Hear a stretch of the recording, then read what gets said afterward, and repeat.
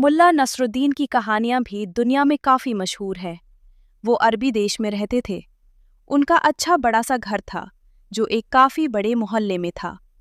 मुल्ला नसरुद्दीन वैसे तो काफ़ी होशियार थे, पर आज हम आपको उनकी बीवी की कहानी सुनाएंगे, जिसने मुल्ला को भी मात दे दी। तो हुआ यूं कि कुछ दिनों से मुल्ला नसरुद्दीन को एक बुरी आदत लग गई थी।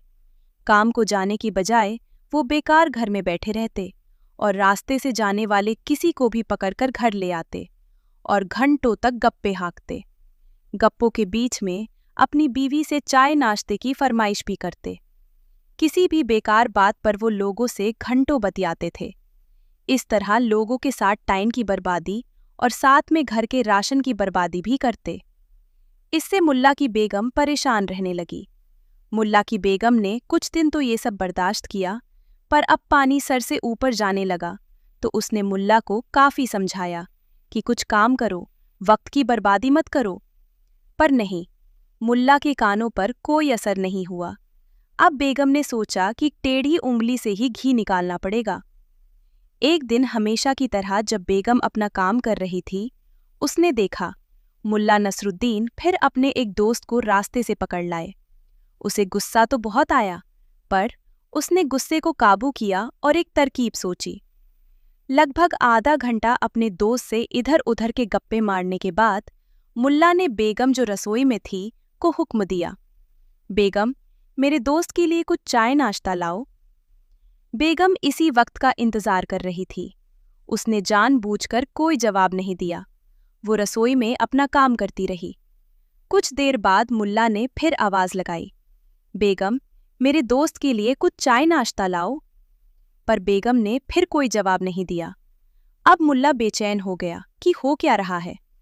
मुल्ला उठकर रसोई में गया, जहां उनकी बेगम उनका इंतजार कर रही थी।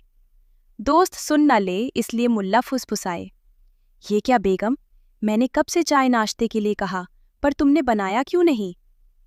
बेगम भी फुसफुसाकर बोली, कैसे बनाती, घर में शक्कर खत्म हो गई है। मुल्ला बोले, अरे तो मुझसे कह दिया होता, मैं ले आता शक्कर। बेगम बोली, कैसे बोलती, दोस्त के सामने बोलती तो आपकी इज्जत चली जाती।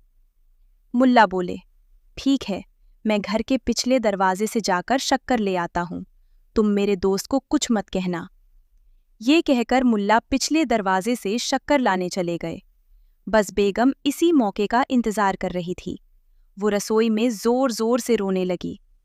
मुल्ला का दोस्त जो आगे बरामदे में बैठा था, बेगम को रोना सुनकर हैरान हो गया और रसोई में आ गया। बेगम को रोती देख उसने पूछा, भाभी जी, क्या हुआ आपको, आप इस तरह क्यों रो रही हो? बेगम ने रोते हुए कहा, भाईजान, मैं आपके लिए रो रही हूं। दोस्त ने हैरानी से पूछा, मेरे लिए, मगर क्यों? अब बेगम अपने झूठे आंसू पोंछते हुए बोली, भाईजान, किसी से कहोगे तो नहीं? दोस्त ने नहीं में सिर हिलाया तो बेगम ने राज की बात बताने का नाटक करते हुए कहा, देखिए ना भाईजान, मेरे मियाँ को आजकल बहुत गंदी आदत पड़ गई है। किसी को भी रास्ते से चलते हुए घर में बुलाते हैं, उससे कुछ देर गप्पे लड़ाते हैं, फिर अचानक अंदर के कमरे से उस तरह निकालकर उस आदमी का एक कान काट लेते हैं। ये सुनकर दोस्त डर गया, फिर पूछा, क्या वाकई ऐसा करते हैं मुल्ला जी? जी भाईजान, इसी डर से मैंने उनका उस्तरा छुपा दिया तो मुझ पे भड़कने लगे और अब पीछे के दरवाजे से दुकान पर गए हैं नया उस्तरा लाने। अब आपका एक कान तो गया समझो। ये कहकर बेगम फिर रोने का नाटक करने लगी। दोस्त के तो डर के मारे पसीने छूट गए। वो तेजी से घर के बाहर निकल गया। उसको डर लग रहा था कि कहीं मुल्ला आकर उसे पकड़ न ले। अब बेगम ने अलमारी से मुल्ला का उस्तरा निकाला और मुल्ला के आने का इंतजार करने लगी। थोड़ी देर में पिछले दरवाजे से मुल्ला आए और शक्कर बेगम को देकर बरामदे में गए तो क्या देखा कि उनका दोस्त तो गायब है। मुल्ला ने बेगम से पूछा, बेगम, मेरा दोस्त कहाँ गया? बेगम भोली बनकर बोली, कैसा अजीब दोस्त है तुम्हारा? मुल्ला ने पूछा, अजीब? कैसा अजीब? बेगम बोली, देखिए जी, जैसे ही आप शक्कर लाने गए, आपका दोस्त मुझसे उस्तरा मांगने लगा। मैंने मना किया कि मैं मेरे शौहर से पूछे बगैर उस्तरा नहीं दूंगी, तो आपका दोस्त नाराज हो गया और सीधे घर से निकल गया। मैंने तो उस्तरा निकाल कर भी रखा है, लो आप ही दो उसको।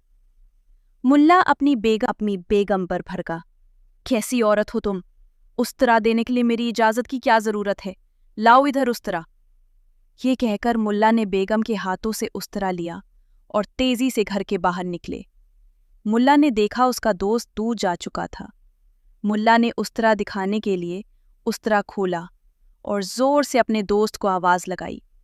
दोस्त ने दूर से पलट कर देखा तो मुल्ला ने अपना हाथ ऊंचा करके उसे उस्तरा दिखाया। मुल्ला के हाथ में चमकता हुआ उस्तरा देखकर दोस्त घबरा गया और भागने लगा। मुल्ला के समझ में नहीं आया कि उसका दोस्त क्यों भाग रहा है, इसीलिए मुल्ला भी उसे बुलाने के लिए थोड़ा दौड़ा।